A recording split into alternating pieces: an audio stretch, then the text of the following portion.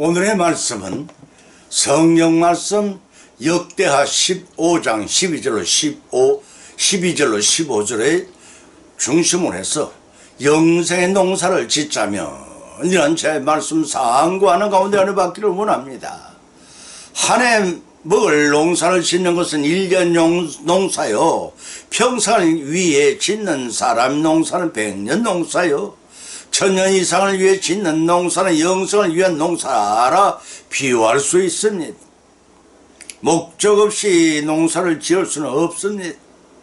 1년 농사이든 100년 농사이든 1000년 이상의 영생의 농사이든 뜻을 세우지 않으면 시작할 수도 없고 더더구나 아무런 결실을 수확할 수가 없습니다. 100년도 못다 사는 육신 중심의 이 땅에서의 삶을 추구하는데 천금 같은 세월을 허비하지 말고 아껴야만 합니다. 지금은 하늘 것을 구하여 천국 뱃선으로 살아갈 그날을 위해 하나하나에 준비할 때입니다. 구약의 예언대로 초림하신 예수님께서는 인류 구속 사역을 십자가 위에 성취하신 후 부활 성천하시면서 다시 옷을 입을 것을 언약하셨습니다. 그런데 그날은 예고도 없이 도둑같이 오실 것을 또한 말씀하셨습니다. 그런데 2000년이 지났는데도 왜 안 오시냐 반문한 이들도 있음을 부인할 수가 없습니다.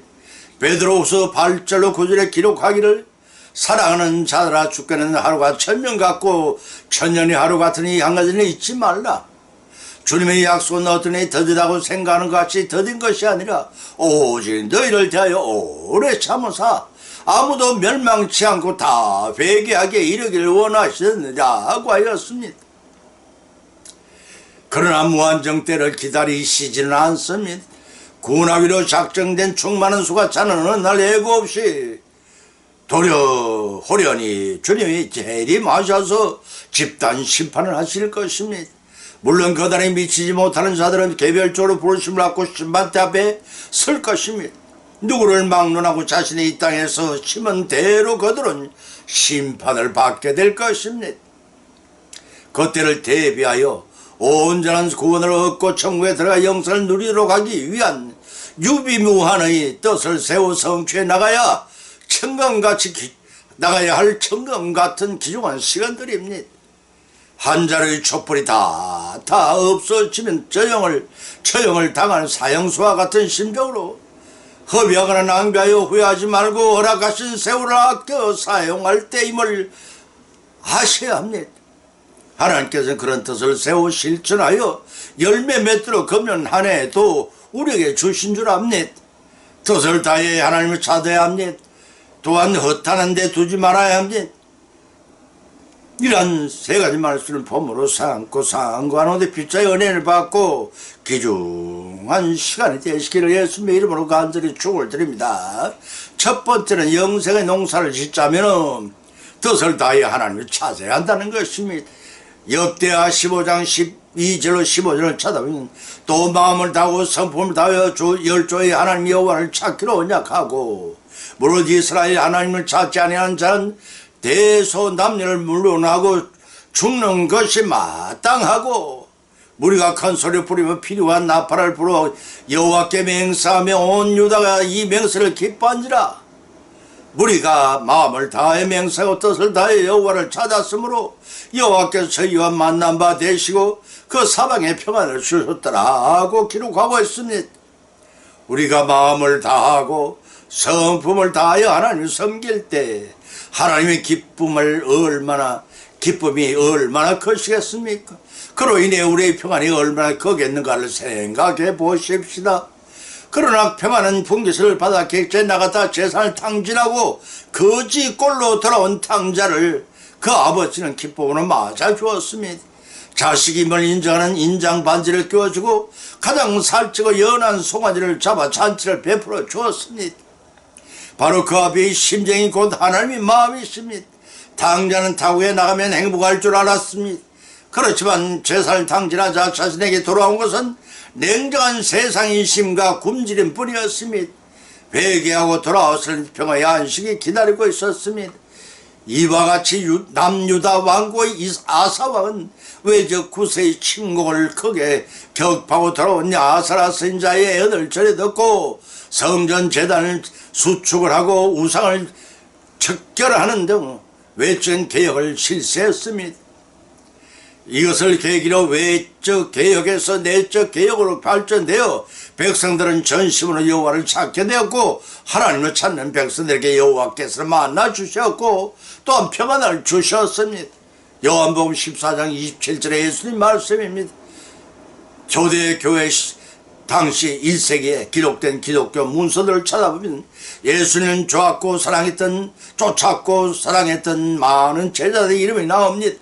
그런데 거기에는 한 가지 특이한 사실을 발견하게 됩니다. 그것은 그들의 이름 앞에는 디테우스라는 명칭이 한결같이 붙어 있다는 것입니다. 예를 들면 디테우스 바울, 디테우스 요한, 디테우스 알비니우스 등이 그것인데 디테우스라는 명칭은 그 사람의 원래 이름이 아니라 하나님의 경칭과 같은 별칭입니다. 디테우스란 결코 염려하지 않는 사람이라는 뜻입니다. 이는 아마도 예수님 만남으로 그들의 삶이 변화된 다음에 붙여지게 된 예정이었을 것입니다. 그렇다면 초대교회의 예수님의 제자들이 왜 이러한 이름을 많이 가지게 되었느냐 하는 것입니다. 그것은 그들이 예수 그리스도를 영접한 후에 하나님 바로 자신의 하나님을 깨달은 순간 자신의 염려를 다 주님께 맡길 수 있었고 비로소 어떤 환경 가운데서 평강을 누릴 수 있었기 때문이었을 것입니다. 주님과의 만남은 예나 지금에는 세상이 주지 못하는 진정한 평안이 있습니다. 그 평안은 세상에 줄 수는 없고 세상이 알지 못하는 평안인 것입니다. 요즘 시시각각으로 변하고 있는 세태로 인해 메마르고 각박해진 인심으로 많은 사람들은 염려와 불안한 삶을 살고 있습니다. 세상 염려와 근심과 불안한 생각을 떨쳐버린다고 평안해지는 것은 결코 아닙니다.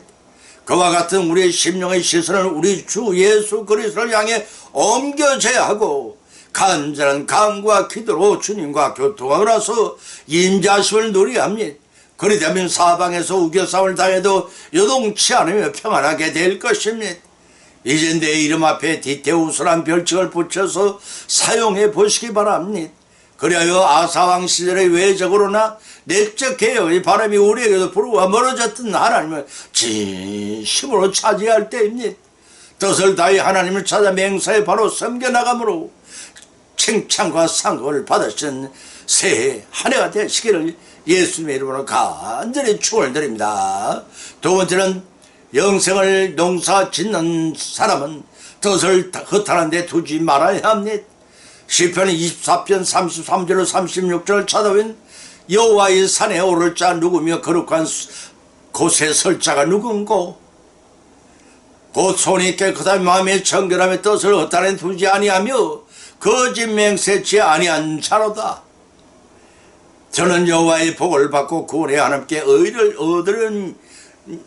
얻으리니 이는 여호와를 찾는 족속이요 야곱의 하나님의 얼굴을 구하는 자로다. 셀라라고 하였습니다. 사랑하는 성도 여러분, 묵은 해가 지나고 벌써 새해 네 번째 주의 예배를 드리러 나온 여러분의 마음과 태도는 어떠하십니까? 몸은 교회에 나오시면 아직도 마음은 세상 일에 묶여있는 상태가 아닌지요? 하나님이 우리 중심을 보고 계십니다. 시편 100편 2절에서 기쁨으로 여호와를 섬기며 노래하면서 그 앞에 나갈지어다 라고 하였으며 요한복음 4장 24절에서는 하나님의 영이시니 예배하는 자가 신령과 진정으로 예배할지니라 하고 예수님이 말씀하셨습니다. 과연 이러한 말씀들에 진정으로 아멘 하는 신앙생활을 하시기를 바랍니다. 마태복음 5장 8절에 예수님께서 말씀하시기를 마음이 청결한 자는 복이 있나니 저희가 하나님이 볼 것이며 라고 하셨습니다. 종교개혁을 단행했던 마르틴 루터가 여러 날째 음식을 전폐하며 수도원에서 열심히 기도하고 있었습니다. 이 죄를 용서해 주십시오. 주님 제발 나의 마음의 죄를 용서하소서. 이렇게 몇 번이고 반복하며 기도를 해나갔습니다. 그러던 어느 날 아침이었습니다. 마르틴 루터는 한 번, 두 번, 세 번 거의 실성한 사람들을 자꾸만 손을 연달아 씻었습니다. 곁에서 보다 못한 동료가 물어봤습니다. 아니 루터 형제님 왜 자꾸만 손을 씻으십니까? 그러자 마르틴 루터는 아주 심심통한 얼굴로 탄식을 했습니다. 아무리 깨끗이 씻으려 해도 내 마음을 깨끗할 수 없구려. 참으로 하나님 앞에 마음이 청결한 자로 서길 원했던 마르틴 루터였습니다. 사랑하는 성도 여러분, 우리도 이와 같이 깨끗한 마음을 갖고자 하는 간절함으로 하나님 앞에 나와 엎드린가를 돌이켜 보십시다. 하나님은 이러한 우리의 진실된 마음을 받으시고 더 큰 은혜를 베풀어 주실 것입니다. 신구약 성경에서 행실이 깨끗한 자에게 주시는 5가지 복을 살펴보면 이러합니다. 첫 번째는 사무엘하 22장 27절과 요한 1서 3장 22절로 3절을 통해 주님의 깨끗하심을 보게 될 것입니다. 두 번째는 욥기서 17장 9절을 통해 점점 새 힘을 얻는다고 했습니다. 세 번째는 욥기 22장 3절을 통해 하나님께 구원을 받는다고 했습니다.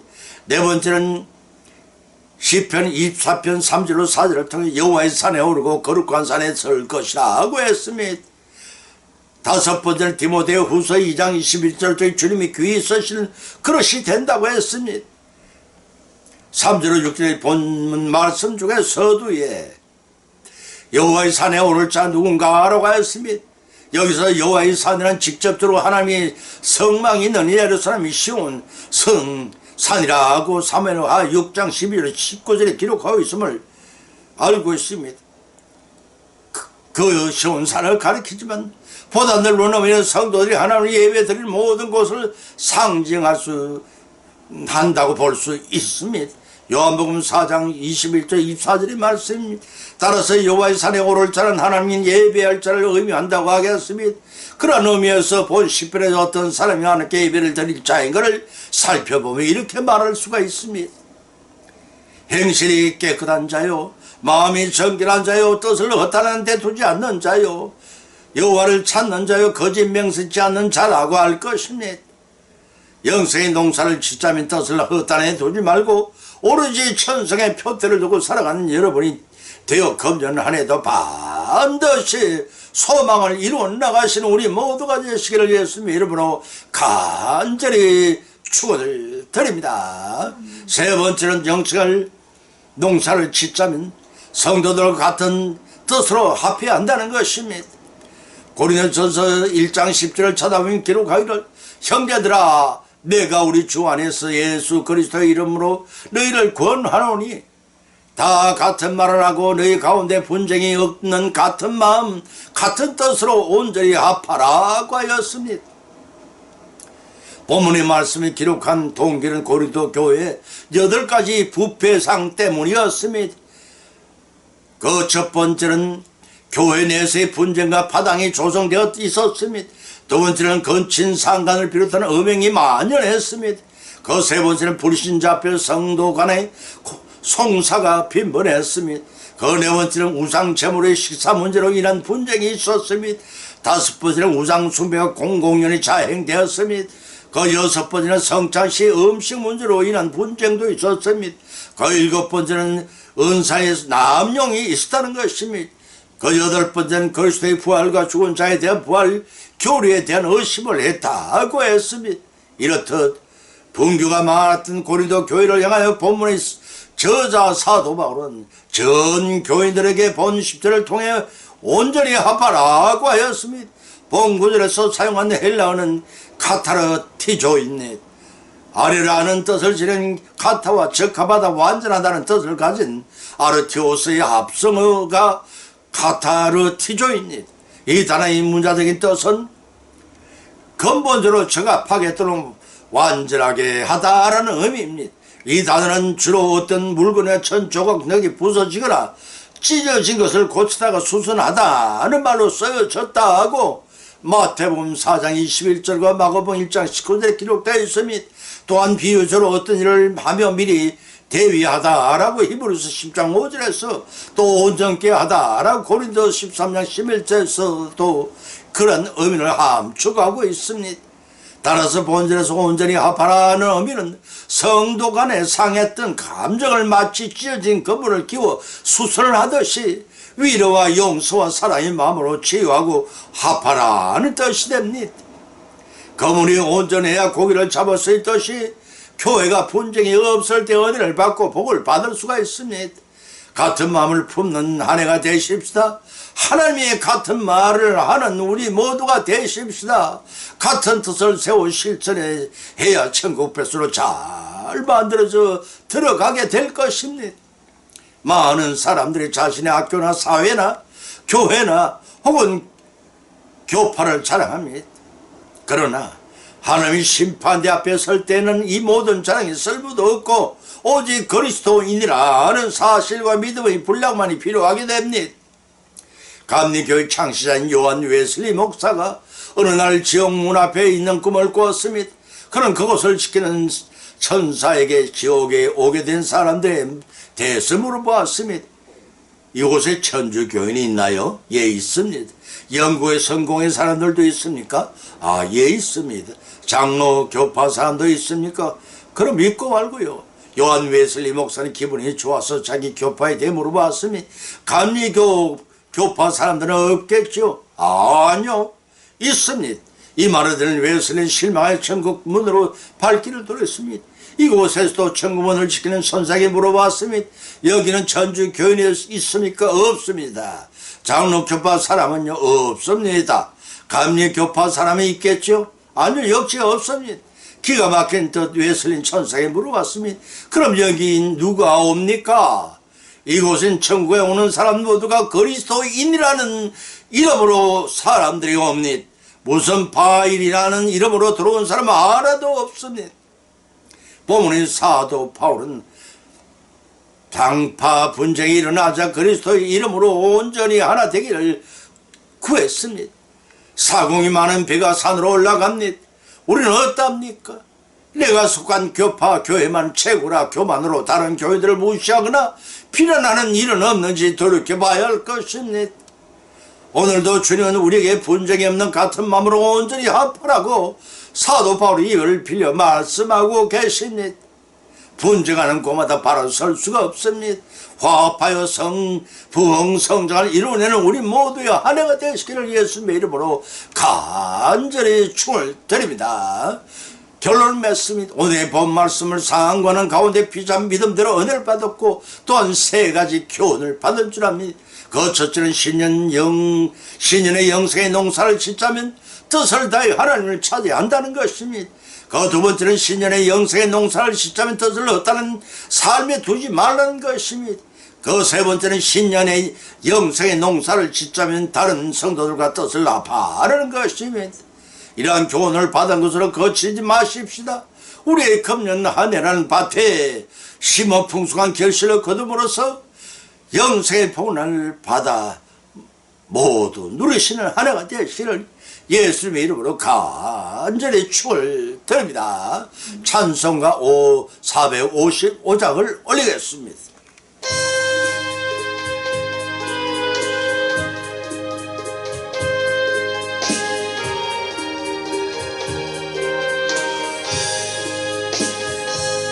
주님의 마음을 본받는 자, 그 마음의 평강이 찾아오며 험악한 세상을 이길 힘이 하늘로부터 임함이오다. 주님의 마음 받아 살면서 거룩하신 나도 이루리. 주님 모습 내 눈에 안 보이며 그 음성 내 귀에 안 들려도 내 영혼 날마다 주님 만나 신령한 말씀 늘 배우도다 주님의 마음 본받아 살면서 거룩하신 나토이